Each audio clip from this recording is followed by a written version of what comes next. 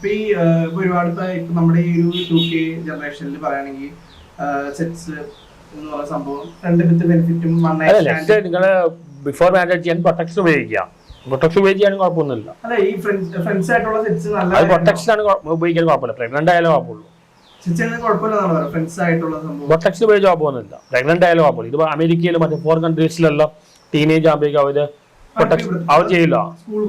ഒരു 30 years ഒന്നല്ല, നമുക്ക് 16, 14, 15 ആകുമ്പോൾ നമ്മള് ഫിസിക്കലി മെച്ചൂർ ആവും. പിന്നെ 30 years വെയിറ്റ് ചെയ്യേണ്ട ആവശ്യം എന്നാണ്. 30 years ആയാലും കല്യാണിക്കാൻ ഇവിടുത്തെ സിസ്റ്റം അങ്ങനെയുള്ള പ്രൊട്ടക്ഷൻ ഉപയോഗിച്ച് ചെയ്യാനും കുഴപ്പമൊന്നുമില്ല.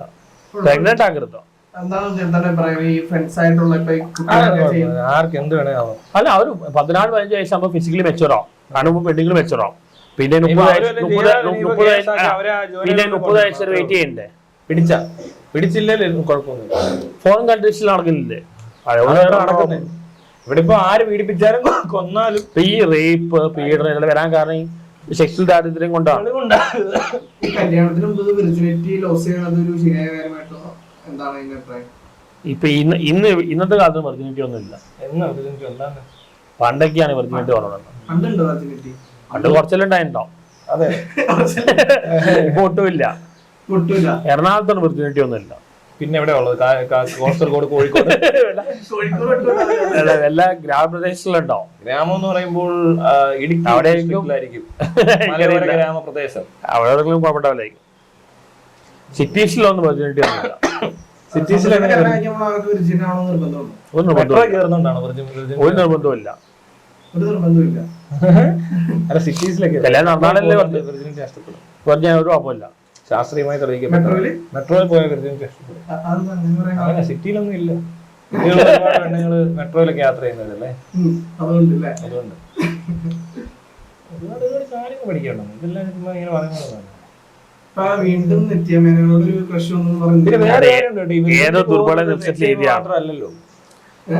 ദുർബല നിമിഷത്തിൽ എഴുതിയാണ്. എനിക്ക് താല്പര്യമില്ല. എന്തല്ല ഫൈറ്റർ മൂവി കണ്ടുപിടിക്കുന്നതിനിടയ്ക്ക് എഴുതിയതാ.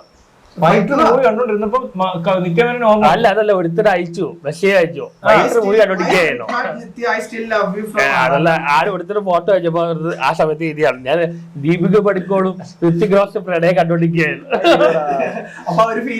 അങ്ങനെ എഴുതിയാണ്.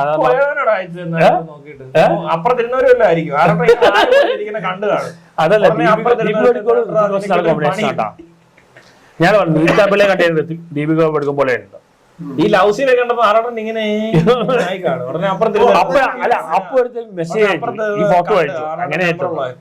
അവരുടെ ഫോട്ടോ അയച്ചങ്ങ് പീഡിപ്പിച്ച് നാരായണ ഇങ്ങനെ നാരായണ ഇങ്ങനെയായി. അങ്ങനെ വരുമ്പോ ഒന്നും ചെയ്തേക്കല്ലോ കേട്ടോ.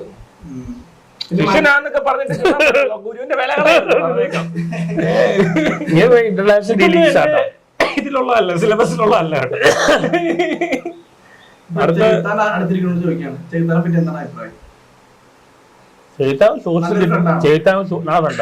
ഒരാൾക്ക് ആവശ്യം ഹെൽപ്പ് ചെയ്യും.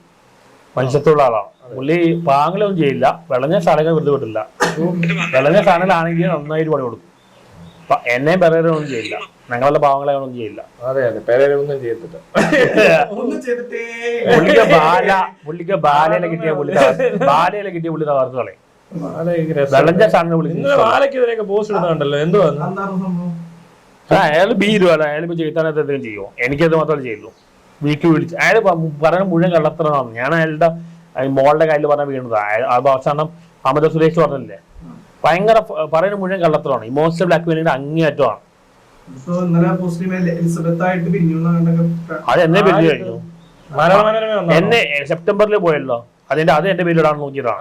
ശരിയാ, സെപ്റ്റംബറിൽ അവർ പോയി 3 ദിവസം കഴിഞ്ഞ് ഞാൻ വീട്ടിലെത്തിയല്ലോ. അയാളുടെ വീട്ടിലാണ്. അയാൾ അതും എന്റെ പേരിലിടാൻ നോക്കി. എങ്ങനെയാ സന്തോഷത്തിന്റെ പേരിലിടാന്ന്? ഞാൻ പറഞ്ഞ ഒരു ബർത്ത്ഡേ വിഷ് അയച്ചു കൊടുക്കാം. Take a break, move forward. അയാൾ ഉദ്ദേശിച്ച take a break from Bala, move forward സന്തോഷം അയാൾ വായിച്ച. അയാൾക്ക് സംശയരോഗമുണ്ട്. പറയുന്ന മുഴുവൻ കള്ളത്തരവും ഇമോഷണൽ ബ്ലാക്ക് മെയിലിംഗുമാണ്. ഇപ്പൊ മോളെ കുറിച്ച് പറയുന്നില്ല, കാരണം അമൃത സുരേഷ് റിപ്ലൈ കൊടുത്തു. പിന്നെ ഇവ വേറെന്തൊക്കെയോ അതെല്ലാം പറയാനുണ്ട്. തോക്കിനാണ് അയാൾക്കാണ് സഞ്ജയത്തിന്റെ അവസ്ഥയിൽ വരുന്ന വെച്ചാൽ കള്ളം പറഞ്ഞതാണ്. അയാൾക്ക് നല്ലതിന് വേണ്ടി. അലിൻ ജോസ് പെരേരനെ പറ്റി എന്താണ് പറയാനുള്ളത്? പുള്ളി വന്ന വഴി മറക്കുന്ന ആളാണ്, നല്ല വക്രതയുള്ള ആളാണ്. പിന്നെന്താണ്, ജീവിക്കാൻ പഠിച്ചോണ, പ്രാക്ടിക്കലാണ്. ആ പ്രാക്ടിക്കലാണ്, എന്നെക്കാട്ടിലും പ്രാക്ടിക്കലാണ്. പുള്ളി എന്നാ പ്ലാൻ ചെയ്ത് വന്ന ആളാണ്. പാവമായിട്ട് തോന്നുന്നു, പക്ഷെ പാവമായിട്ട് അഭിനയിക്കുകയാണ്. പക്ഷെ ആളുടെ സിനിമയിൽ അഭിനയിക്കാനും പോകുന്നുണ്ട്. പിന്നെ അത് മാറ്റി പറയുന്ന ഒരുപാട് കമന്റ്സ് ആണ്. അതായത് ആളുടെ ഇത്ര കുറ്റം പറഞ്ഞാലും പിന്നെ ആളുടെ പടത്തിൽ അഭിനയിക്കാൻ പോകുന്നു, പിന്നെ ആളുടെ കുറ്റം പറയുന്നു. അത് ഞങ്ങൾ തമ്മിലുള്ള ഒരു അണ്ടർസ്റ്റാൻഡിങ് അല്ലേ. അവനെതിരെ ഞാനും പറയും, അവൻ എനിക്കെതിരെയും പറയും. നേരിട്ട് കാണുമ്പോ അവൻ ചിരിച്ചോട്ടി വരും. പിന്നെ എന്ത് ചെയ്യണം, നേരിട്ട് തിയേറ്ററിൽ കാണുമ്പോൾ ചിരിച്ചോട്ടി വരും. അതൊക്കെ ഒരു പുള്ളി എനിക്കെതിരെ പറയും, ഞാൻ പുള്ളിക്കെതിരെ പറയും. നേരിട്ട് കാണുമ്പോ കൈ കാണിക്കും.